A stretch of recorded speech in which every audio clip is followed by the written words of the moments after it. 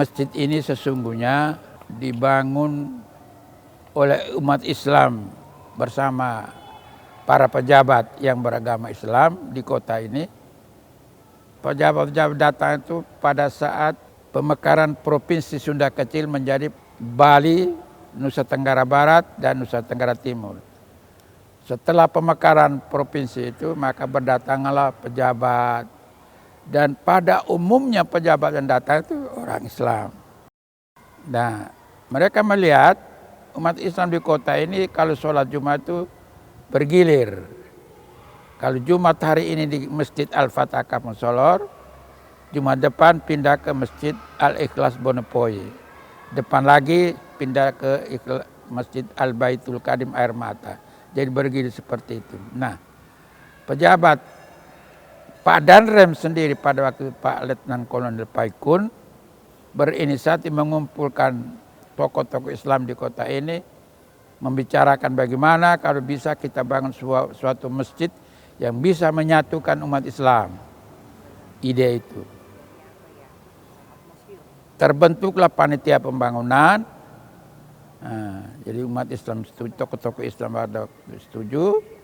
Terbentuklah panitia pembangunan untuk membangun masjid ini. Lalu cari tanah. Pertama itu tanah di Todekiser itu. Umat Islam tidak setuju karena luasnya kurang luas.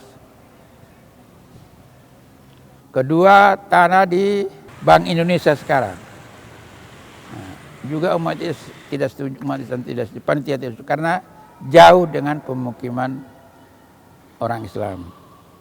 Ketiga, di belakang di samping gereja Kristen Protestan Kota Kupang.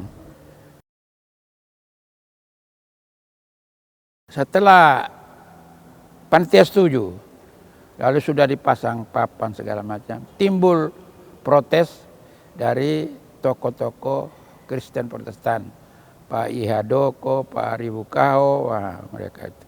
Pak Ihadoko pada waktu beliau kepala kantor perwakilan Departemen Pendidikan dan Kebudayaan Provinsi Nusa Tenggara Timur. Jadi beliau mengatakan terlalu dekat, kalau 50 meter terlalu dekat, jangan sampai terjadi gesekan sehingga bisa merusak kerukunan. Padahal kita ini sudah hidup berabad-abad lamanya dalam keadaan damai. Panitia pada waktu itu, pemerintah dalam hal ini, Komdan Korem kalau tidak salah mengambil alih ini. Jadi terjadi pertemuan dipandu terakhir oleh gubernur. Umat Kristen, tokoh-tokoh Kristen tidak setuju kalau masjid dibangun di situ. Bukan apa-apa, tapi takutnya besok lusa ke depannya ada gesekan-gesekan itu, sehingga kita jaga menurut Pak Edo kerukunan yang kita sudah bangun berabad-abad lamanya perlu dikawal, perlu dijaga. Nah, akhirnya di sana sudah dipapang nama segala sudah dipapang. Akhirnya Bupati memberikan tanah ini. Tanah ini milik pemerintah. Nah, lalu di atas tanah ini sudah ada enam rumah. Akhirnya pemerintah mengajak tokoh-tokoh Kristen dan umat Kristen supaya bantu untuk pembangunan masjid ini. Sehingga ini kan tanah rawa ini. Di sini kan dulu rawa ini. Akhirnya Kepala Desa Fontaine, Pak Kota Dia kalau tidak salah.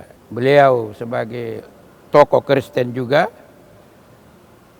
mengerahkan orang-orang Kristen di sekitar sini membantu untuk tanah rawa ini ditaruh batu segala macam, baru dibangun pondasi. Segala pengeluaran sudah dikeluarkan oleh pemerintah, oleh panitia itu, Pemda Kabupaten Kupang ganti pada waktu itu.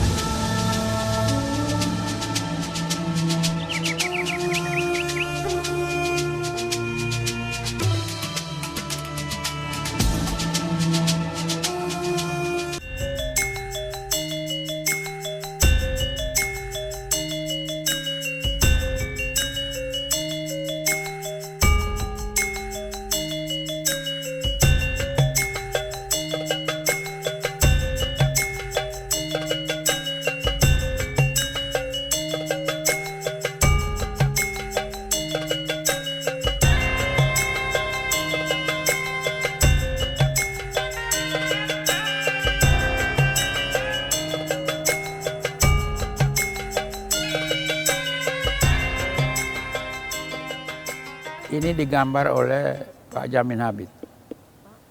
Jamin Habib, waktu itu beliau yang ketua panitia pembangunan ini. Jamin Habib waktu itu kan kepala dinas Cipta Karya. Tokoh Islam pada waktu itu, beliau yang menjadi ketua panitia pembangunan Masjid Raya ini. Ya, luas tanah ini dengan sesuai dengan sertifikat itu 6.666 meter. Nah, itu luas sama dengan banyaknya ayat Al-Quran itu. Masjid ini untungnya letaknya itu yang sangat strategis. Jadi orang naik kendaraan dari Penpui misalnya, satu kali naik bisa turun di sini. Nah, ini strategis sekali letaknya. Itu untungnya salah satu masjid itu. Jadi luar biasa, saya pribadi sangat mengagumi kebesaran hati Pak Bupati Kupang waktu itu dan bisa menggerakkan orang Kristen untuk membantu pembangunan masjid ini. Pondasi akhirnya di samping gereja. Yang kantor ini kehewanan sekarang akhirnya pindah ke sini. Timur berbatasan dengan kolam renang itu, barat dengan kantor PU. Itu. Imam pertama itu setelah masjid ini jadi, imam pertama itu Bapak SM Al-Habsyi. Jadi selain masjid waktu itu juga dibangun rumah imam yang sekarang ada, yang sekarang jadi panti asuhan itu. Itu Bapak SM Al-Habsyi, Arab, dari orang Arab asal dari Ende. Difungsikan mulai tahun 74 kalau tidak salah.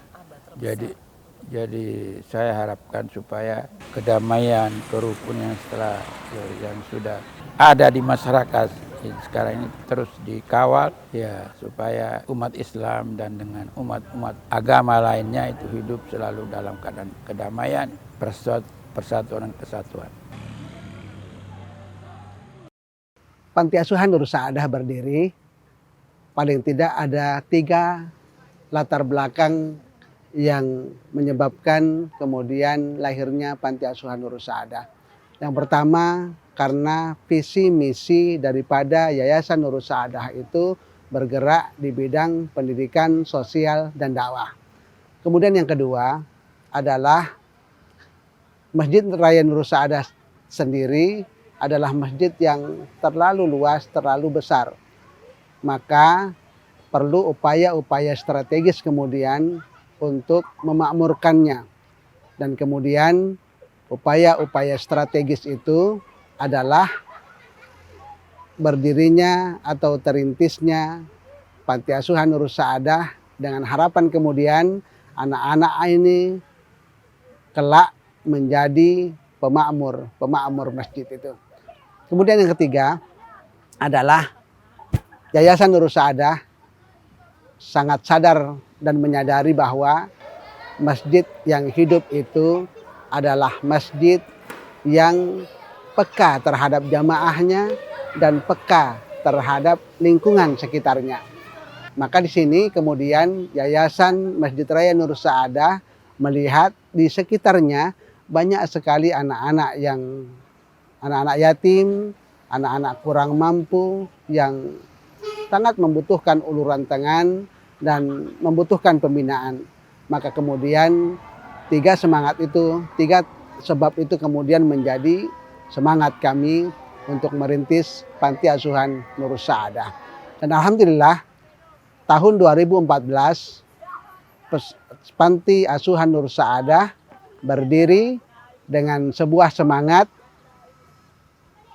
sebagai wadah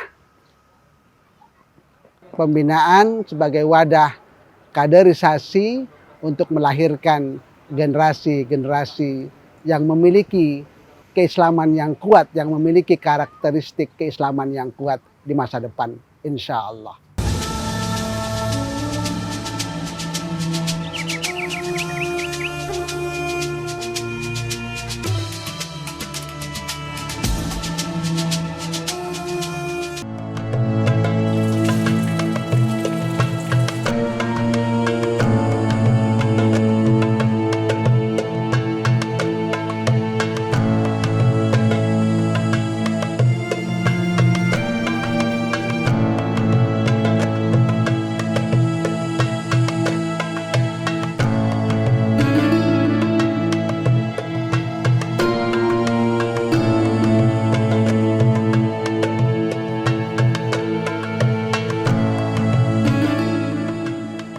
Alhamdulillah keberadaan Panti Asuhan Nur Saadah sangat kemudian membantu yayasan itu sendiri, di mana lingkungan yayasan yang luas itu dapat terjaga kebersihannya karena adanya anak-anak panti yang setiap pagi dan sore memiliki kewajiban untuk piket harian, dan kemudian alhamdulillah sekali lagi kebersihan itu dapat terjaga dengan baik.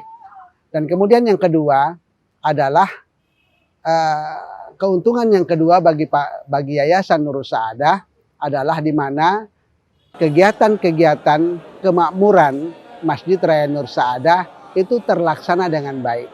Di dalamnya selain sholat 5 waktu berjamaah dapat terlaksana dengan baik, juga ada kegiatan-kegiatan yang lain, kegiatan pengajian, kegiatan kajian, ya, dan kegiatan yang sifatnya adalah menghafal Al-Quran itu sendiri. Maka alhamdulillah sekali lagi dengan adanya Panti Asuhan Nur Saadah ini yang kemudian dapat memakmurkan Masjid Raya Nur Saadah yang besar itu sehingga tidak sunyi.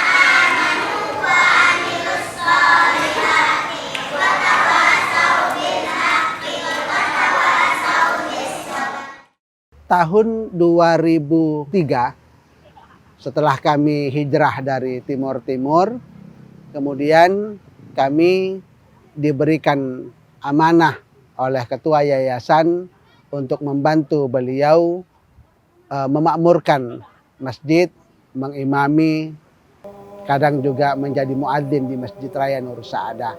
Kemudian berkembang dengan 3 alasan tadi.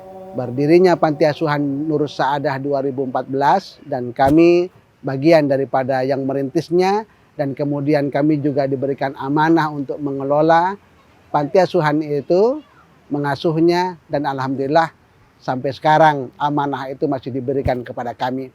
Dan kemudian juga selain daripada amanah itu, kami juga diberikan amanah oleh ketua yayasan untuk membantu beliau mengimami jamaah Masjid Nur Saadah di 5 waktu, dan alhamdulillah sampai sekarang itu juga amanah itu dapat terlaksana dengan baik.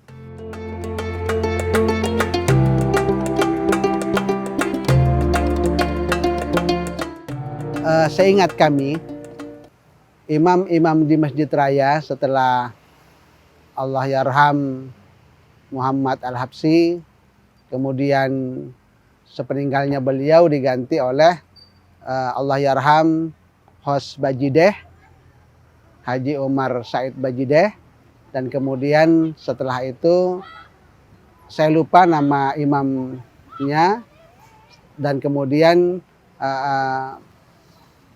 Bapak Haji Dr. Andus Muhammad Ja'far yang kemudian menjadi imam, yang sampai sekarang beliau menjadi imam utama. Sementara kami, kemudian Ustadz Saifullah Zain LC juga menjadi imam yang membantu beliau dalam 5 waktunya.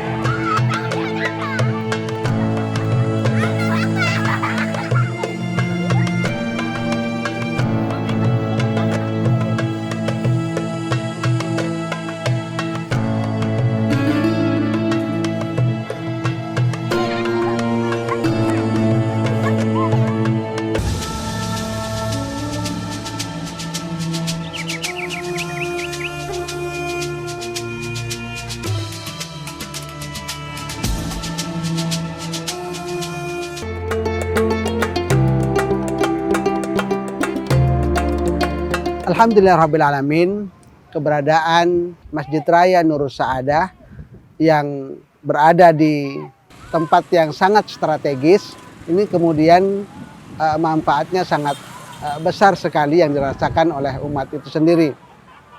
Lokasinya yang strategis ya, yang dapat memudahkan ya orang kemudian dari segala penjuru bisa mampir untuk melaksanakan sholat ketika waktu sholatnya kemudian berada di sekitaran Masjid Raya Nurus Saadah.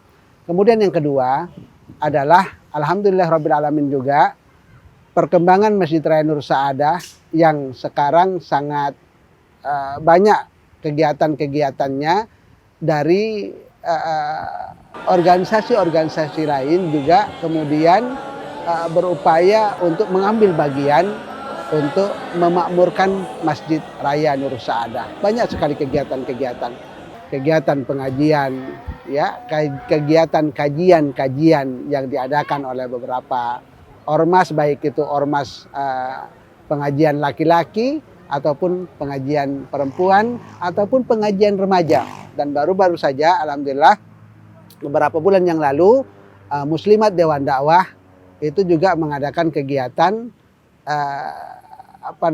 sekolah madrasah pranikah di Nurus Saadah, di aula Nurus Saadah. Dan ini sekali lagi adalah merupakan bentuk kebanggaan kami atas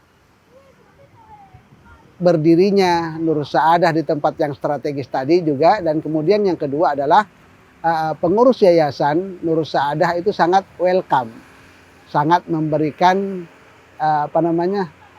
peluang kepada semua, asalkan untuk kepentingan umat, kepentingan kebaikan, maka Ketua Yayasan Nurus Saadah sangat-sangat memberikan peluang dan kesempatan itu.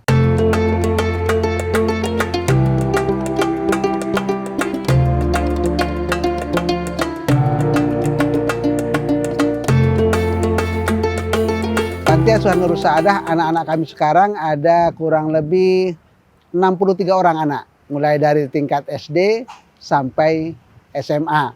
Dan alhamdulillah yang tingkat SMA ini setelah mereka lulus ada dua jalur kemudian yang kami tawarkan. Ada yang mau kerja atau mau lanjut kuliah. Anak-anak kami yang ingin kerja, kami juga telah membuka ya atau memiliki link-link lah ya, sehingga mereka setelah lulus bisa kami salurkan ke dunia-dunia kerja yang mereka inginkan, baik itu perbengkelan ataupun di warung dan pertokoan.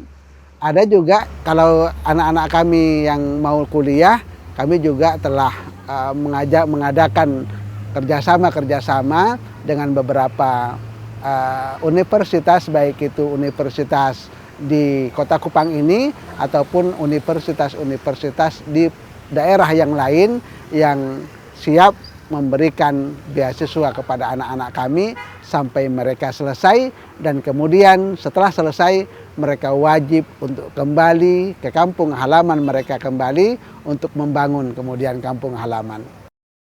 Masjid Raya Nurus Saadah itu sangat besar, mulai dari biaya kebersihannya, biaya untuk rehabilitasnya, apalagi pasca Seroja tahun yang lalu itu sangat banyak kerusakan yang ditimbulkan, yang sampai sekarang kami masih membutuhkan dukungan untuk memperbaikinya. Sekali lagi kami mengajak kepada para muslimin sekalian untuk ambil bagian dalam kebaikan ini. Semoga Allah Subhanahu wa taala membalas budi baik daripada para muslimin sekalian yang ikut ambil bagian dalam kebaikan atau dalam rehabilitasi Masjid Raya Nurus Saadah ini. Semoga Allah Subhanahu wa taala membalasnya dengan kebaikan dan keberkahan. Ajarakumullahu fima ataitum wa barakallahu fima abaqaitum. Dan utamanya adalah generasi yang akan memakmurkan masjid itu sendiri, yaitu di Panti Asuhan Nur Saadah Kupang.